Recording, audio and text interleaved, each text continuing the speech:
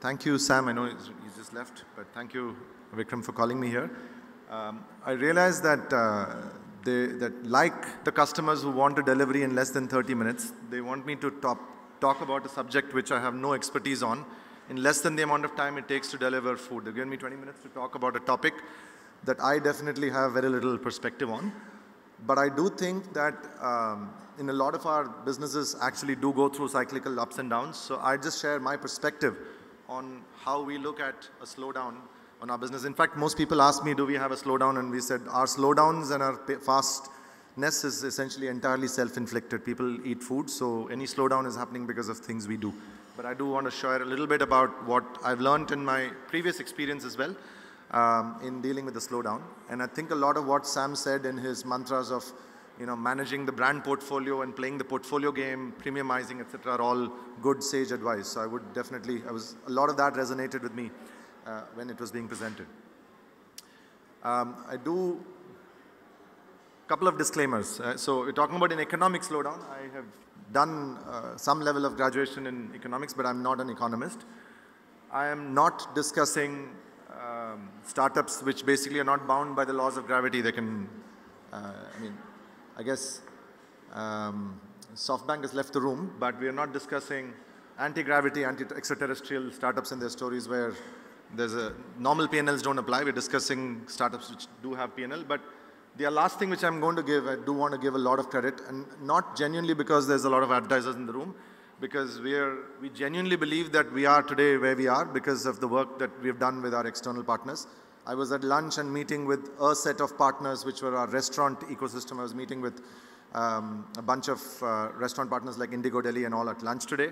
So I do think that they are part of the ecosystem, and definitely I know Virat is here somewhere. I don't know if, there you go. So thank you for being a partner with us. But any credit given to them in this meeting is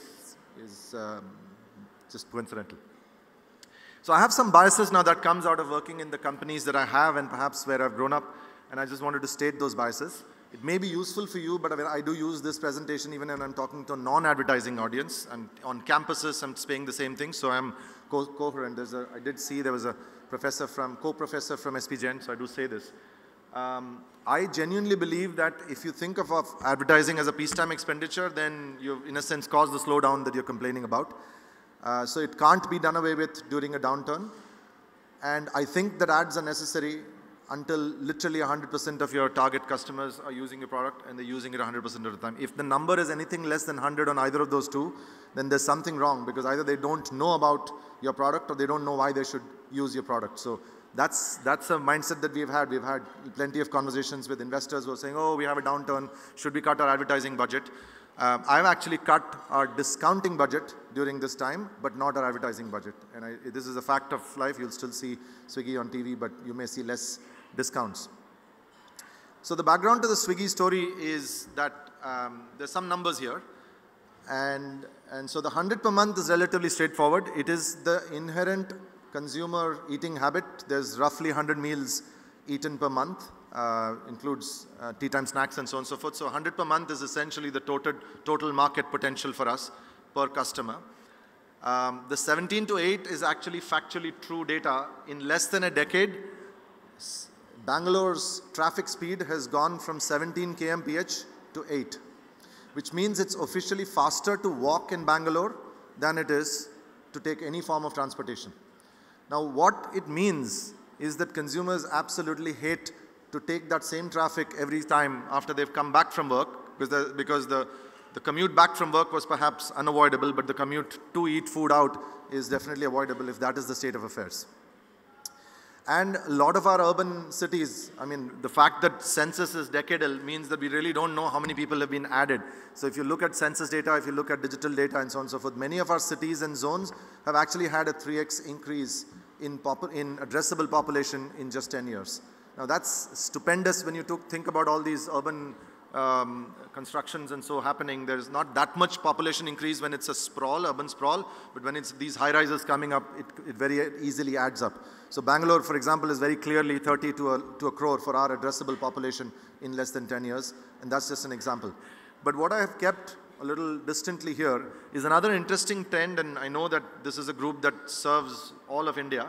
But I was in FMCG, of course, war stories are of going to all these random places and coming back and saying, I went to these places.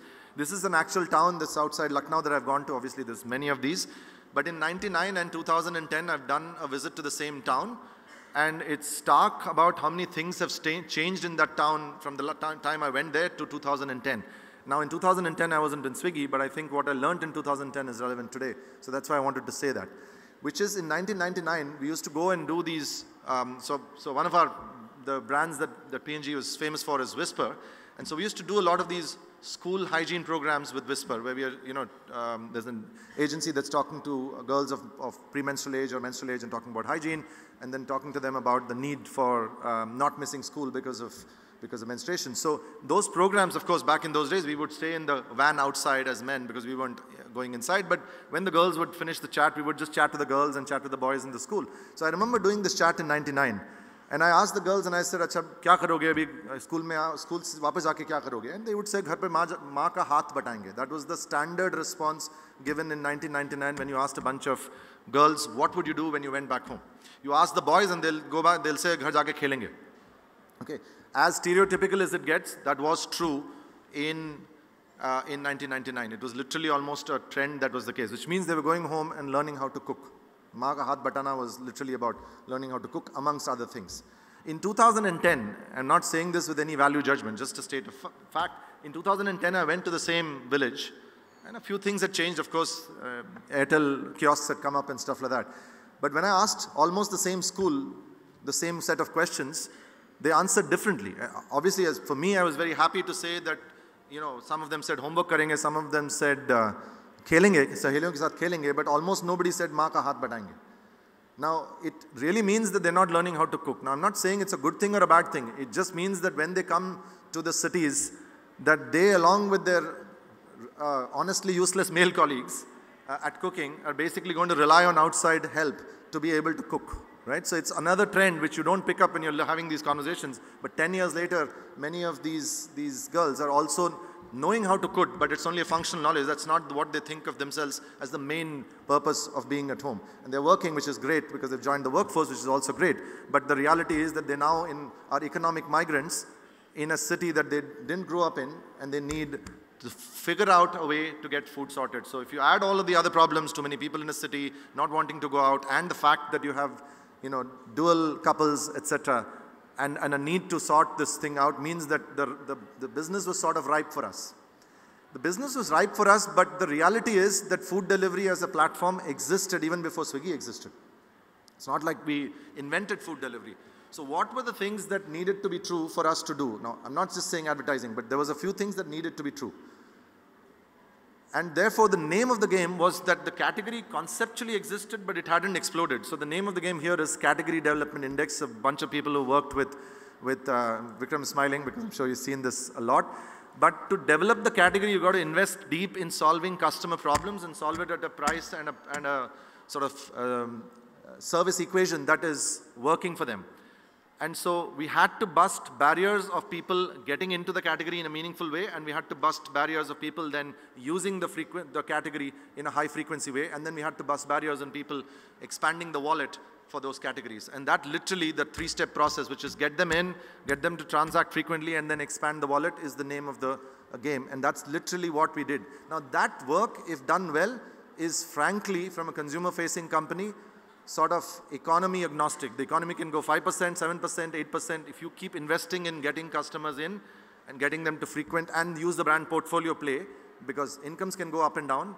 But if you use that play, if you basically have that playbook and say, that's my annual business plan, you genuinely find that there will be some ups and downs, but you're never going to go through a recession as a company.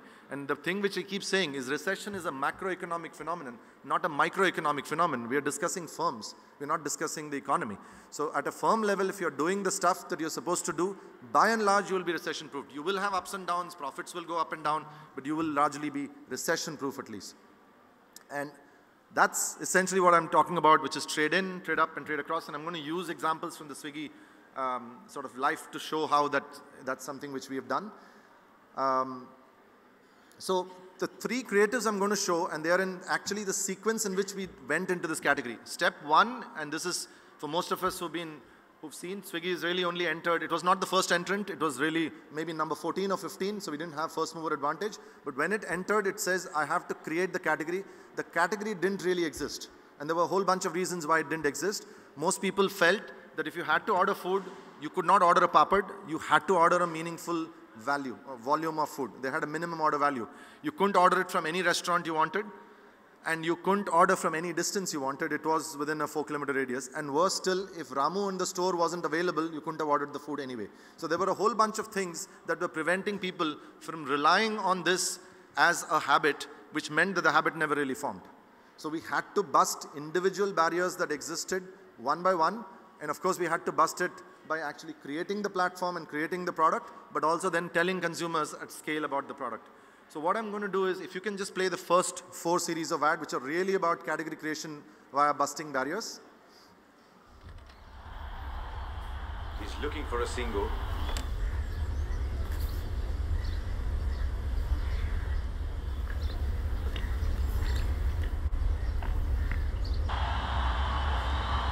And he sneaks one in there. Even the smallest food orders delivered. Swiggy, water delivery.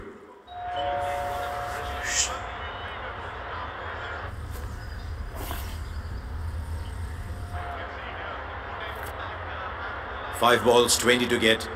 The fans are praying for a miracle. And he gets away with it. Even the smallest food orders delivered. Swiggy, water delivery. जल्दी करो यार, सब लोग restaurant पहुंच गए।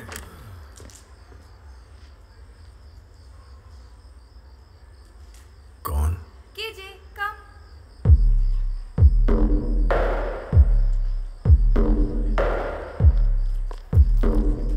Guitar सिखा रहा रिया को। तुम जाओ restaurant.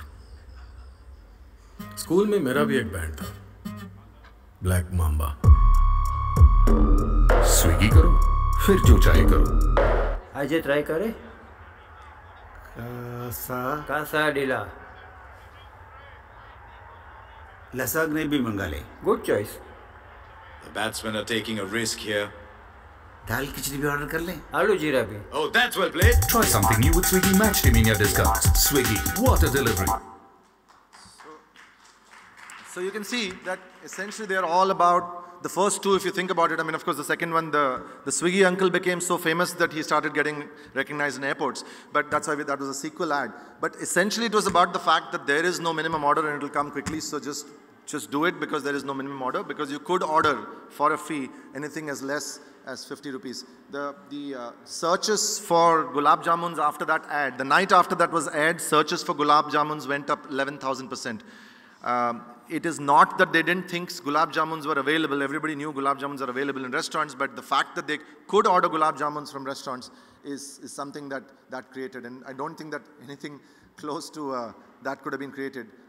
But the reality today is that we do have a lot of snacks orders. Snacks is a meaningful segment for us. A lot of people order chai and snacks along with it in the evening slot. And those are things which basically meant that you have food at the fingertip. This next couple of creatives are essentially going to try to now talk about expanding occasions, which is that you think that you're ordering the whole meal in, but you could also order it for an additional occasion. And essentially you're trying to create both a wallet as well as penetration through that. So if you can play the last two, please. अच्छा, पूरी बन रही है, साथ में क्या खाओगे? आलू। छोले। आलू। इस घर में मेरी वैल्यू तो। Thank you. छोले। घर का खाना, साथ में थोड़ा स्विगी। ऑर्डर करो अपने फेवरेट रेस्टोरेंट से। என்ன நடக்குதுங்க? பாஸ்தா பண்றோம் பாட்டி. பாஸ்தா? பாஸ்தா இல்ல பாட்டி, பாஸ்தா. அதெல்லாம் உங்களுக்கு புரியாது. Yes. Thanks pa. Wow. Pasta oda garlic bread. Super பாட்டி. வீட்டு சாப்பாட்டோட உங்க ஃபேவரட் ரெஸ்டாரன்ட்ல இருந்து கொஞ்சம் ஸ்விக்கியும் சேர்த்துக்கோங்க. So you can see, I mean, I know next week I'm in Chennai, not this week, so I did play a Tamil ad without, I'm not time lagged, I know I'm in Bombay, but you can see that even without perhaps understanding the language, some of you may not, the fact is that you're talking about an addition, I mean, everybody knows chole can't be made on a jiffy, even if you're the best cook in the world, it needs overnight and all of that. So if you suddenly have a situation where you're expanding the occasion to say, this is the basic cuisine and you can add another dish to it, you can make an entry into a house where the absolute gatekeeper is, in that particular case, a homemaker, or at least the primary cook in that house. So we are finding that penetration into localities which have a lot of homemakers, etc., is increasing, because you're essentially saying, you may not want to replace what is truly irreplaceable, which is the mum of the house, but you could probably try something that even she couldn't do, because chole can't be done overnight, except overnight. And therefore, it's expanding penetration, and over time, then frequencies too. Now, given that this is a business that can very quickly lead to dormancy, which is, I may have changed my location, I may have changed my sort of habits and stuff like that. So there's a large number of dormants that you have to worry about. So you can get all those customers in, but if you're not worrying about dormants, you're not going to basically get this business to expand, because you can't keep, it's a leaky bucket problem. So we actually have a very smart, and that's where the whole power of big data, etc. comes in, to activate dormants. And you can activate dormants by saying, hey, listen, you haven't come for a while, here's a coupon, which is a good way to increase burn, because they didn't leave because they didn't have a coupon. They knew they were coupons. But there is a problem that we had that basically, as a result of which you left. So understanding that problem at scale for over 50 or 5 crore people is not that easy at an individual level. So we obviously do that, and then we make sure that the emailers and the advertising that's sent is basically capturing that insight. So I'll show you a couple of, I don't know if this is visible, but you can look, this is done at an individual level. To be able to do that for 5 crore people on the basis of their real data is where the power lies. Essentially, I don't know if you can see it at the back, but I'll just say the key points. This is the person who's been what we call a dormant or a lapsed user. Essentially, he's not made orders with Swiggy. So Shohan is being told that we have added new restaurants. We have essentially told him the specific restaurants that either he searched for and didn't find because we didn't have it at that point of time, or searched for and at that point of time that restaurant was closed, or we were not servicing those restaurants, and those are popular restaurants in his area, and those are now available in that area. And we will send this email only when we have confirmation that those restaurants for that customer are serviceable, or what is called available to order. So basically saying, look, you searched for it, after that you never came back because it's possible you thought these restaurants are not on Swiggy, is a good reason to come back. Now there are 20, 30, 40 reason codes that we have found out, and sending this out and saying order now is leading to a fair bit of dormant reactivation for us. And that, if you combine that to basically going into the restaurants, into the consumer's home, getting the frequencies in, expanding the basket, and going after consumers who have lapsed, you can find enough people who are in any of these buckets, frequency increase, wallet increase, lapsed increase, that you can have growth. Now, if you basically then read the papers and say the economic growth is forecasted to come down from 5% to 4% or whatever number you believe, the reality is it can depress you because you can't control it. But if you keep yourself, the good news is nobody in Swiggy really reads the papers, they're all millennials. And the stuff that's coming in to their digital phones is not really news. So the good news is that they are sort of devoid from that problem. They're just looking at it and saying, I have so many consumers, I need to solve these consumers, and literally every week all the conversations are about how do we solve these consumer problems. So as long as people see meaningful consumer pockets, either individuals who haven't bought us, or individuals who are buying less from us, or individuals who are buying less rupee value from us, and you keep the organization focused only on that, you can find that you're not really, you may slow down because there are some macroeconomic factors, but you're not really going to see the cycle of depression coming into your salespeople and cycle of depression coming into your advertising people and stuff like that.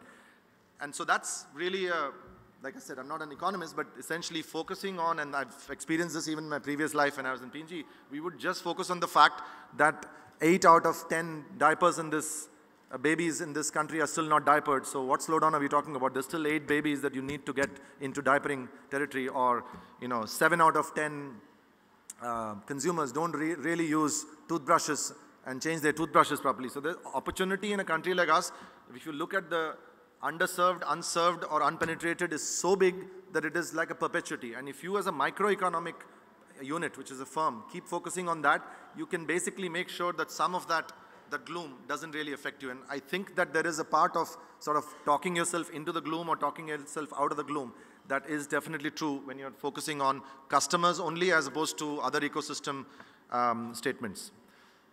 So that's essentially the results. So in 2014, we were one city. We had 3 delivery boys, and we had orders in the hundreds. In 2018, we had slowly learned that, hey, does this model work? We've gone to 10 cities. Remember, it's taken us 4 years to get to 10 cities, and we had 20,000 delivery boys, and we had lakhs of orders. 2020, this is now, we just started 2020. We are in 550 cities as of January, 300,000 delivery boys and crores of orders. And this is with the fact that barely anybody uses us still. So you can imagine this, all of this is the fact that barely any Indian consumer uses us still. And therefore the growth forecast for 2020 is still pretty strong just because of that fact of barely anybody using us. Because the consumer metrics are that only 20 lakh people come every day. They only order 4 times a month out of the 100 that I talked about. They get the food in 31 minutes, which is good, but the opportunity is sitting right in those numbers that 20 lakh only, that's not very much every day. 4 times a month still leaves 96 times a month to deal with. And so essentially that's the journey. So we are essentially saying let's add customers, move the 4 per month number upwards, and let's now leverage the scale that we have to cut the burn. So that's essentially the goal for 2020, which is possible if we basically look at the fact that now we know what to do with each of these things. For example, the number of people who ordered a dinner but haven't ordered a breakfast is 10%. So 90% of the people who have ordered a dinner haven't ever ordered a breakfast with us. Imagine the growth potential that is there if you just give them solutions. It's not a coupon that's causing it. It's a whole host of factors that are in our control that's causing them to not order breakfast. And I can go on and on about it when I slice and dice the business. So I think the mantra, as it were, I don't know why Vikram asked me to talk about this topic, but the reality is that if you keep focusing on customer development, or the category development, and focus on the customer, you will, as a microeconomic unit, find that the gloom affects you in some ways, but it doesn't really affect your day-to-day of the employees. So that's it from me. Thank you.